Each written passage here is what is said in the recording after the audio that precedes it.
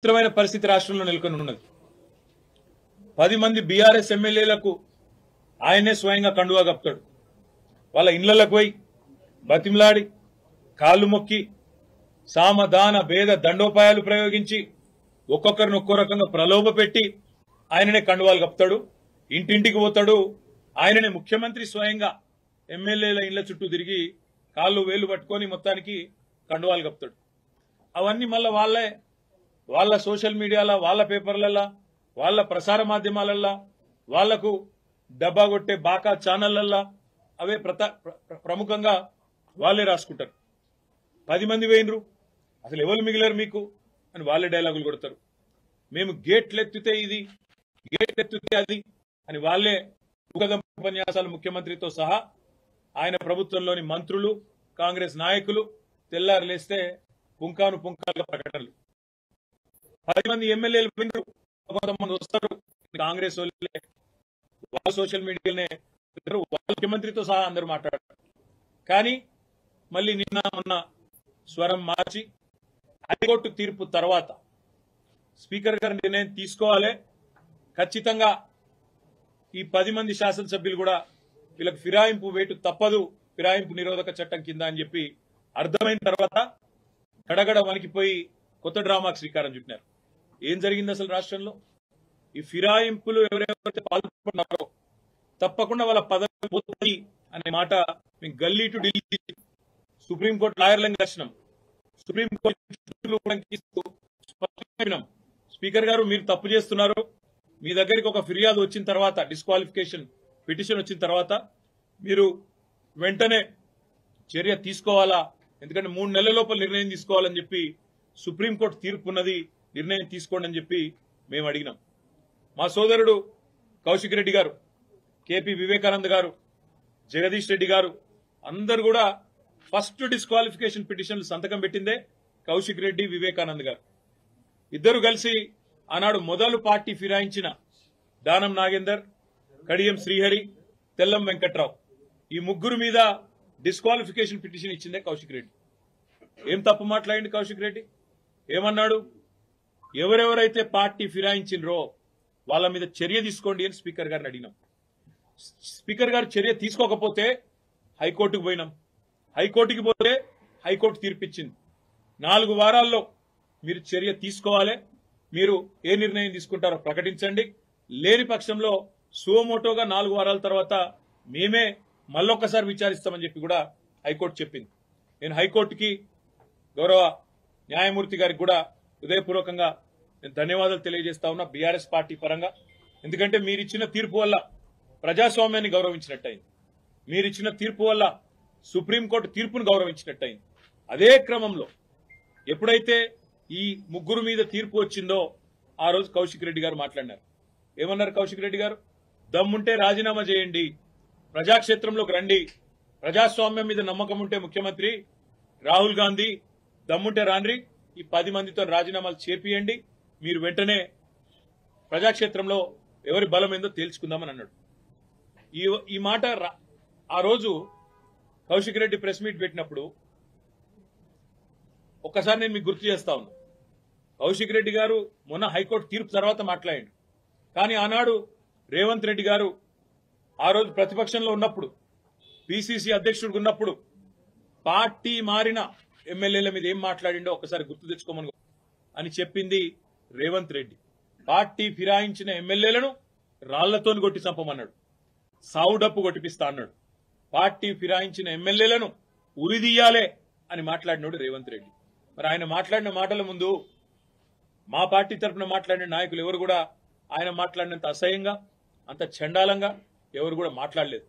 సరే, పార్టీ మారినరా లేదా అనే చర్చ ఒకవైపు జరుగుతూనే ఉంటే, ఇంకోవైపు చాలా దారుణంగా స్పీకర్ కార్యాలయం నుంచి ఏ రోజైతే హైకోర్టు తీర్పు వచ్చిందో పార్టీ ఫిరాయింపుల మీద, అదే రోజు సభా సాంప్రదాయాలన్నింటినీ తుంగలో దొక్కుతూ పార్టీ మారినా అని బాహాటంగా ప్రకటించిన శేర్లింగంపల్లి ఎమ్మెల్యే ఆరికపూడి గాంధీని పిఏసీ చైర్మన్ గా నియమిస్తూ మరి ఒక తీర్పు కాదు, ఒక ఆర్డరు స్పీకర్ కార్యాలయం నుంచి, అసెంబ్లీ సెక్రటరియట్ నుంచి వచ్చింది. దాని తర్వాత సహజంగానే హైకోర్టును బేఖాతరు చేస్తూ సుప్రీంకోర్టు తీర్పును బేఖాతరు చేస్తారు, రాజ్యాంగ విలువలకు, అసెంబ్లీ సాంప్రదాయాలకు, పార్లమెంటరీ పద్ధతులకు అన్నిటికీ తిలోదకాలిస్తూ ఇదేం పద్ధతి, అసలు ఆయన ఏ పార్టీలో ఉన్నాడు అని మా వాళ్ళు అడిగింది. అయితే ఎంత విచిత్రమైన పరిస్థితి అంటే ఈరోజు రాష్ట్రంలో, మొన్ననేమో నేను మారిన పార్టీ కాంగ్రెస్ పార్టీ విధానాలు నచ్చి మారినా అని చెప్పిన ఎమ్మెల్యే నిన్న మొన్నటి నుంచి నేను బీఆర్ఎస్ పార్టీలోనే ఉన్నా, నేను ఎక్కడికి పోలే, 10 మంది ఇక మాకు తప్పది పదవి గండం పోయితుంది మా పదవి అని చెప్పి కొత్త రాగం ఎత్తుకున్నారు. దాన్ని మా సోదరుడు ప్రశ్నిస్తే ఆయన ఇంటి మీదకి పోలీస్ ఎస్కార్ట్ పెట్టి డీసీపీలు, అడిషనల్ డీసీపీలు, ఏసీపీలు, సిఐలు ఒక గేటెడ్ కమ్యూనిటీ లోపలికి ఒక 50-100 మంది గూండాగాలు చొచ్చుకొని వచ్చి ఇవాళ ఒక ఎమ్మెల్యే ఇంటి మీద దాడి చేసే పరిస్థితి ఇప్పుడే మేము చూసినాం. ఎమ్మెల్యే గారి ఇంటి మీద దాడి చేయడమే కాదు, వారి ఇంట్లో ఉండే పెద్దలు, వారి తల్లిదండ్రులు వచ్చినప్పుడు కానీ లేదా వారి మామగారు వచ్చినప్పుడు కానీ ఉండే రూమ్, ఆ రూమ్ మీద మొత్తం అద్దాలు బలగొట్టింది. అందులో ఉన్న పెద్దలకు ఏమైనా అయ్యింటే, ఏమైనా జరిగింటే, జరగకూడదు ఏమైనా జరిగింటే ఎవడు బాధ్యుడు? రేవంత్ రెడ్డా, లేకపోతే ఇక్కడ దాడి చేయడానికి వచ్చిన ఆరికపూడి గాంధీ? ఈ రకమైన గూండాగిరి, ఈ రకమైన దౌర్భాగ్యం హైదరాబాద్ లో 10 ఏళ్లలో ఎన్నడూ లేదు. ఒక ఎమ్మెల్యే ఇంటి మీదనే దాడి, అది ఒక ఎమ్మెల్యే ఇంటి మీదకి దాడికి వస్తుంటే ఫ్యాక్షన్ సినిమాల్లో చూపెట్టినట్టు కార్లకెళ్లి బయటికి వేలాడుకుంటా 20 బండ్లు పెట్టుకుని లైవ్ పెట్టుకుంటా ఆడికెళ్లి ఇటు దాకా పోలీస్ ఎస్కాట్ లో వచ్చిరంటే చేతగాని ఒక హోంమంత్రి, చేతగాని ముఖ్యమంత్రి ఈరోజు రాష్ట్రానికి ఉండడం వల్లనే ఈ దౌర్భాగ్యం దాపురించింది. అసలు రేవంత్ రెడ్డి నేను అడుగుతా ఉన్నా, నువ్వు ముఖ్యమంత్రివేనా? అసలు నీకు అర్హత ఉందా?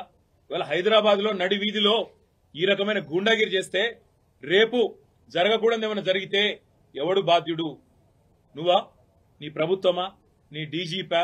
ఎవరు తీసుకుంటారని నేను అడుగుతా ఉన్నా. ఇంత దుర్మార్గమా? నీకు కనీసం హైదరాబాద్ లో లా అండ్ ఆర్డర్ కంట్రోల్ చేసే ముఖం లేదు. పేపర్లు రాస్తున్నాయి, మన ఆంధ్రజ్యోతి రాసింది 30 రోజుల్లో 28 మర్డర్లు. ఈనాడు రాస్తుంది ఈ నగరానికి ఏమైంది అని, అదేమి చేతగాదు చేసేది. హోంమంత్రి ఉన్నాడో లేడో ఎవరికి తెలియదు, ముఖ్యమంత్రి ఎక్కడున్నాడో ఎవరికి తెలియదు. ఢిల్లీకి ఎక్కే విమానం దిగే విమానం అన్నట్టు 22 సార్లు ఎక్కడూ దిగుడు తప్ప పీకిందేమీ లేదు. కనీసం హైదరాబాద్ లో శాంతి భద్రతలను కంట్రోల్ చేయలేని దౌర్భాగ్యపు ముఖ్యమంత్రి ఇవాళ ఒక ఎమ్మెల్యే ఇంటి మీదికి మాత్రం గూండాలను పోలీసులు ఎస్కాటించి పంపిన ఒక దౌర్భాగ్యపు చరిత్రహీన ముఖ్యమంత్రిగా రేవంత్ రెడ్డి మిగిలిపోతాడు. నేను అడుగుతా ఉన్నా మా కౌశిక్ రెడ్డి అడిగిన ప్రశ్ననే, ఏ పార్టీలో ఉన్నావు గాంధీ? అసలు మీ 10 మంది ఎమ్మెల్యేలు ఎవడైతే పార్టీ మారినరో, ఎవరి ఇంటింటికైతే పోయి ముఖ్యమంత్రి అనేటోడు కండువా కప్పిండో, ఫస్ట్ మీరు ఏ పార్టీలో ఉన్నారో చెప్పండి. మీకు ఇప్పటికే స్పీకర్ దగ్గర పిటిషన్లు ఉన్నాయి 10. స్పీకర్ గారు కూడా తేల్చాలా, ఇవన్నీ కాదు, ఇవేమీ లేదు, మేము రైతు రుణమాఫీ మీద అడిగితే, లేదా వరద బాధితుల తరఫున ప్రశ్నిస్తే, లేదా రైతు బంధు ఎప్పుడు ఇస్తావని అడిగితే, మహిళా సోదరిమణులకు 2500 ఎప్పుడు ఇస్తావని అడిగితే, లేదా పెన్షన్లు ఎప్పుడు పెంచుతావని అడిగితే, 100 రోజుల్లో గ్యారంటీలు అమలు చేస్తా అన్న సన్నాసి ఎక్కడ తెచ్చిండు ముఖ్యమంత్రి అని అడిగితే తట్టుకోలేక హెడ్లైన్ మేనేజ్మెంట్ కోసం, అటెన్షన్ డైవర్షన్ కోసం ఒక దిక్కు హైడ్రా అని హైడ్రామా, ఇంకో దిక్కు ఈ రకంగా ఎమ్మెల్యేల ఇంటి మీదకే గూండాలను పంపడం అంటే దీనికంటే సిగ్గుచేటు ఇంకొకటి ఉండదు. తప్పకుండా నేను రేవంత్ రెడ్డిని అంటా ఉన్నా, చరిత్రలో నీలాంటి పనికిమాలిన ముఖ్యమంత్రులు, నీలాంటి తలమాసిన ముఖ్యమంత్రులు మస్తుగా వచ్చిండ్రు, మస్తుగా పోయినరు. పెద్ద పెద్దోళ్లతోనూ కొట్లాడినాం, చంద్రబాబుతో కొట్లాడినాం, రాజశేఖర రెడ్డితో కొట్లాడినాం, కిరణ్ కుమార్ రెడ్డితోని, రోషయ్య గారితో ఎంతో మందితో తలపడ్డాం. నువ్వు వాళ్ళందరికంటే కూడా చాలా చిన్నోడు, చిట్టినాయుడు, నువ్వు చాలా చిన్నోడవు. నేను మా దగ్గర మా భాషలో చెప్పాలంటే హైదరాబాద్ లో బుల్లబ్బాయి అంటారు. ఇలాంటి వాళ్ళు, ఇలాంటి బుల్లబ్బాయిలు చిట్టినాయుళ్ళు అని చాలా మందిని చూసినాం. ఏం ఫరక్ పడేది కూడా ఏం లేదు, ఏం ఇంటికి కూడా వీకలేవు. కానీ ఏదో పైశాచిక ఆనందం, 4 రోజులు ముఖ్యమంత్రి పదవిలో కూర్చున్నా, నేనేందో పెద్దోడిని అయిపోయినా అనేదో ఎగిరిగిరి పడతా ఉన్నావు. రేవంత్ రెడ్డి గారు అధికారం ఎవరికి శాశ్వతం కాదు. నువ్వు ఒక దుష్ట సాంప్రదాయానికి తెరలేపుతా ఉన్నావు. ఇది తప్పకుండా నిన్ను దహిస్తుంది, నిన్ను వెంటాడుతుంది. రేపు నువ్వు పదవిలోకి వెళ్ళి దిగిపోయినాక తప్పకుండా నువ్వు ఈరోజు ఏదైతే దుష్ట సాంప్రదాయాలు నెలకొల్పుతున్నావో ఇవన్నీ నీకే చుట్టుకుంటాయనే మాట కూడా నేను వారిని హెచ్చరిస్తా ఉన్నా. తప్పకుండా ఈ 10 మంది మీద వేటు వేయాల్సిందే. అదేవిధంగా కౌశిక్ రెడ్డి గారి ఇంటి దాకా గూండాలను తీసుకొచ్చిన పోలీసులు ఎవరైతున్నారో వాళ్ళని కూడా వదిలిపెట్టాం. తప్పకుండా అవసరమైతే కోర్టు ద్వారా పోరాడతాం, అవసరమైతే న్యాయపరమైన ప్రయత్నము చేస్తాం. డీజీపీ గారు కనుక స్పందించి ఇక్కడ ఏసీపీ సిఐ ఎవరైతే దగ్గర ఉండి మరి గూండాలను తీసుకొచ్చి గేటెడ్ కమ్యూనిటీ లోపలికి తీసుకొచ్చి ఎమ్మెల్యే ఇంటి మీద దాడి చేయించడానికి అన్ని రకాలుగా ఇక్కడ రంగం సిద్ధం చేసినరో వాళ్ళని తప్పకుండా సస్పెండ్ చేయాలి, వాళ్ళ మీద చర్య తీసుకోవాలని చెప్పి కూడా నేను కోరుతా ఉన్నా. ఒకటి మాత్రం పక్కా, నువ్వెన్ని డైవర్షన్ గేమ్లు ఆడినా, నువ్వెన్ని రకాల హెడ్లైన్ మేనేజ్మెంట్లు చేసినా, నువ్వెన్ని రకాల ప్రయత్నాలు చేసినా నిన్ను మాత్రం బీఆర్ఎస్ పార్టీ వదిలిపెట్టది. 6 గ్యారంటీలు ఏమైనా అని అడుగుతూనే ఉంటాం. రైతు రుణమాఫీ ఎప్పుడు చేస్తామని అడుగుతూనే ఉంటాం. తప్పకుండా రాష్ట్రంలోని పీడిత ప్రజలు, రాష్ట్రంలోని పేద ప్రజల తరఫున మా ఎమ్మెల్యేల ఇండ్ల మీద దాడి చేసినా మా ఎమ్మెల్యేలు కూడా మేము భయపడం. తప్పకుండా నేను నిలదీస్తూనే ఉంటామని చెప్పి కూడా చెబుతూ ఇవాళ మా తమ్ముడికి సంఘీభావం చెప్పడానికి ఇక్కడ దాకా వచ్చినాం అందరం కూడా. తప్పకుండా భవిష్యత్తులో కూడా ఏ ఒక్క నాయకుడు, ఏ ఒక్క కార్యకర్త మీద ఎక్కడ ఇలాంటి సంఘటన జరిగినా అందరం కూడా అందుబాటులో ఉంటాం. అందరం కూడా తప్పకుండా తరలి వస్తామని చెప్పి కూడా తెలియజేస్తూ, మొన్న ఇక్కడికి వచ్చిన హరీష్ రావు గారిని, మా గౌరవ సీనియర్ శాసనసభ్యులందరినీ కూడా తలకొండపల్లికి తీసుకుపోయి, ఇంకెక్కడెక్కడికో తీసుకుపోయి, అష్టదిగ్బంధం చేసి ఎక్కడెక్కడికో తీసుకుపోదాం అనుకుంటే ఎక్కడికక్కడ ప్రజలు స్వచ్ఛందంగా వేలాదిగా ముఖ్యమంత్రి సొంత జిల్లాలోనే ప్రభుత్వానికి చుక్కలు చూపెట్టినారు. వేల మంది రోడ్ల మీదకి వచ్చినారు. అర్ధరాత్రి కూడా 10:30, 11 దాకా వేలాది మంది రోడ్ల మీదకి వచ్చి ఆ రోజు తలకొండపల్లి పోలీస్ స్టేషన్ కావచ్చు, లేదా కేశంపేట పోలీస్ స్టేషన్ కావచ్చు, ఎక్కడికక్కడ ఎదురు తిరిగి ఈ ప్రభుత్వానికి పాలమూరు పౌరుషం చూపెట్టినందుకు వారికి, అదేవిధంగా నిన్న ఒక్క అరికపూడి గాంధీని హౌస్ అరెస్ట్ చేస్తే పోతుండే కదా, దానికోసం నిన్న మొత్తం రాష్ట్రంలో వేలాది మంది బీఆర్ఎస్ కార్యకర్తలను హౌస్ అరెస్ట్ చేసింది.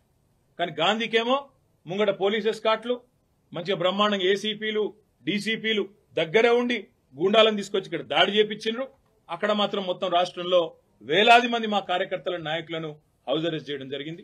ఇది ఏ రకంగా మంచిదో రాష్ట్ర ప్రజలు కూడా ఆలోచించాలని చెప్పి కోరుతూ, ఈ హింసాయుతమైన పద్ధతులు 10 ఏళ్లలో తెలంగాణలో ఎన్నడూ చూడలే. ఎన్నడూ తెలంగాణలో ప్రాంతీయం, మన రాష్ట్రం ఏర్పడిన తర్వాత ప్రాంతీయ భాష పేరు మీద గాని, ప్రాంతీయ తత్వం పేరు మీద గాని, ఆంధ్ర తెలంగాణ పంచాయతీలు గాని ఎక్కడ జరగలేదు. 10 ఏళ్ల మా ఆచరణనే దానికి సాక్ష్యం.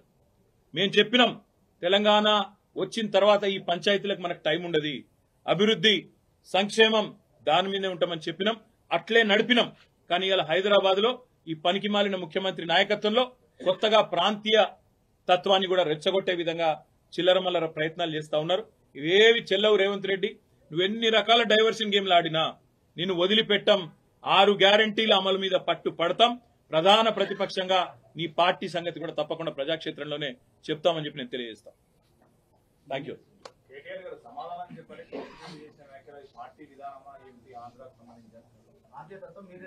మళ్ళీ అదే చెప్తా ఉన్నా.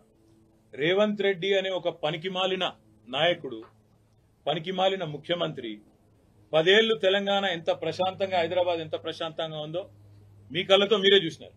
అందుకే హైదరాబాద్ ప్రజలు మాకు కడుపు నిండా ఆశీర్వదించి ఒక్క సీటు కూడా కాంగ్రెస్ పార్టీకి ఇవ్వకుండా అఖండమైన తీర్పునిచ్చినారు. ఇవాళ రేవంత్ రెడ్డి బాధ అంతా ఏంటంటే, ఈ హైడ్రా పేరు మీద కూలగొట్టుడు, హైదరాబాద్ లో లేని పంచాయతీలు ఎగేసుడు. ఎందుకంటే ఒక్కటే కారణం, హైదరాబాద్ ప్రజల మీద రేవంత్ రెడ్డి పగబట్టిండు. నాకు ఒక్క ఓటేయలే, ఒక్క సీటు ఇయ్యలే, నన్ను పనికిమాలిన వాడని చెప్పి హైదరాబాద్ ప్రజలు భావించిండ్రు అని చెప్పి పగబట్టి ఇవాళ లేని పంచాయతీలు పెట్టి ఒక చిల్లర మల్లర ప్రయత్నం చేస్తా ఉన్నాడు. ఒకటి మాత్రం పక్క, మేము ముందు చెప్పినాం, ఇప్పుడు కూడా చెప్తా ఉన్నాం, తప్పకుండా హైదరాబాద్ లో ఉన్న ప్రజలందరూ మావారే. కేసీఆర్ గారు ఈనాడు కాదు, తెలంగాణ రాకముందు చెప్పిండ్రు, తెలంగాణ వచ్చినాక చెప్పినారు. ఇక్కడ ఏ ప్రాంతీయ తత్వం గాని, ప్రాంతీయ ద్వేషం గాని, టీఆర్ఎస్ 10 ఏళ్ల అధికారంలో ఉంటే ఎన్నడూ ఒక చిన్న సంఘటన, ఒక చిన్న ఎఫ్ఐఆర్ గాని, ఒక చిన్న దాడి గాని, ఒక చిన్న ఘటన కూడా జరగలేదు ప్రాంతీయ తత్వం మీద. ఇప్పుడు కూడా ఉండదు, ఉండబోదు. తప్పకుండా మరి గాంధీ చేసిన వ్యాఖ్యలు కూడా ఒకసారి పరిశీలించాలని నేను కోరుతా ఉన్నా. కౌశిక్ రెడ్డి మీద నోటికొచ్చినట్టు బూతులు మాట్లాడడం, నోటికొచ్చినట్టు కౌశిక్ రెడ్డి గారి కుటుంబాన్ని తిట్టడం, బజారు భాష మాట్లాడడం, ఇదేనా రేవంత్ రెడ్డి నేర్పుతున్న సంస్కృతి అని చెప్పి కూడా నేను అడుగుతా ఉన్నా. తప్పకుండా మా పార్టీ పరంగా మాత్రం 100% ఈ ప్రభుత్వాన్ని మాత్రం వదిలిపెట్టాం. ప్రజలకిచ్చిన హామీలు తప్పకుండా నెరవేర్చేదాకా ఎంబడబడతాం అనే మాట మళ్ళీ ఒకసారి చెప్తాం.